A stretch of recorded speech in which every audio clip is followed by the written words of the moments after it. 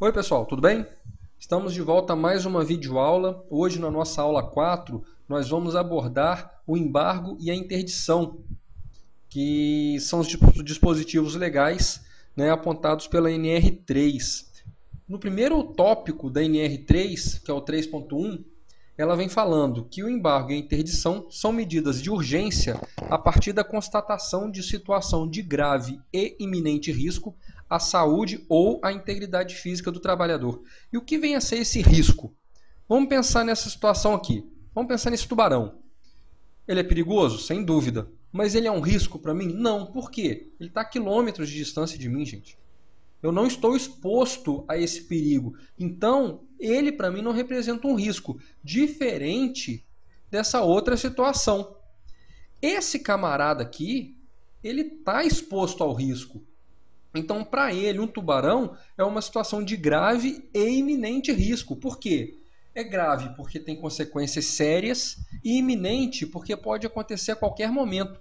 Então, sempre que o Ministério do Trabalho observar uma situação dessa natureza durante a fiscalização, caberá o embargo se for uma obra e caberá a interdição se for constatada a situação de grave e iminente risco em máquina, equipamento, setor ou estabelecimento da empresa. Ainda no item 3.1, ela chama atenção também para o detalhe de que são medidas de urgência. Gente, o embargo e a interdição não são medidas de caráter punitivo. As medidas punitivas são os autos de infração. O embargo e a interdição são medidas acautelatórias. São ferramentas que a fiscalização do Ministério do Trabalho tem para evitar que uma situação aconteça que possa acarretar agravo à saúde ou à integridade física do trabalhador. Vamos sair um pouquinho da NR3, vamos comentar sobre a portaria 40 de 14 de janeiro de 2011, tá com asterisco aí, porque no Diário Oficial da União saiu 14 de janeiro de 2010. Essa portaria você tem acesso a ela no nosso blog, que está aí em cima, sabinoSST.blogspot.com.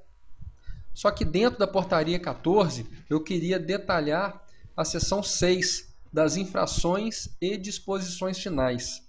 O artigo 19 fala que, quando constatado o descumprimento de embargo ou interdição, o auditor fiscal do trabalho deverá lavrar o auto de infração correspondente. Gente, o auditor fiscal ele não tem opção. O artigo 19 diz que o AFT deverá lavrar o auto de infração quando constatar um embargo ou interdição.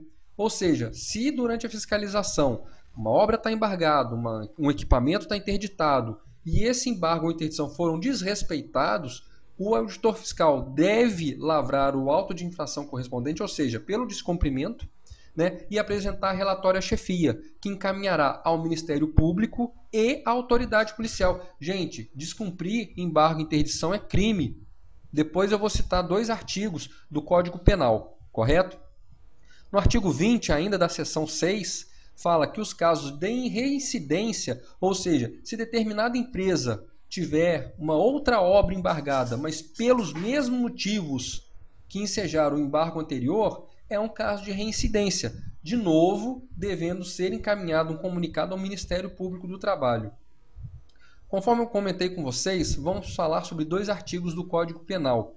Um deles é o artigo 132, que é o de expor a vida ou a saúde de outrem a perigo direto e iminente. E tem o artigo 330, desobedecer a ordem legal de funcionário público. Pessoal, acontece muito. O técnico de segurança acompanha a gente, né, durante a fiscalização, e quando a gente constata desrespeito de embargo e interdição, sempre eles, pelo menos é a desculpa que geralmente apresentam, que o dono da empresa forçou a barra e tudo. Gente, quem permitir o descumprimento está infringindo o Código Penal brasileiro. O artigo 132 da pena de detenção, também o 330. Ok, gente? Para não me alongar muito, eu vou terminando por aqui. Como sempre, eu estou à disposição no Orkut, no Gmail, no Facebook e no Twitter. O meu obrigado a todos, fiquem com Deus e até a próxima. Tchau!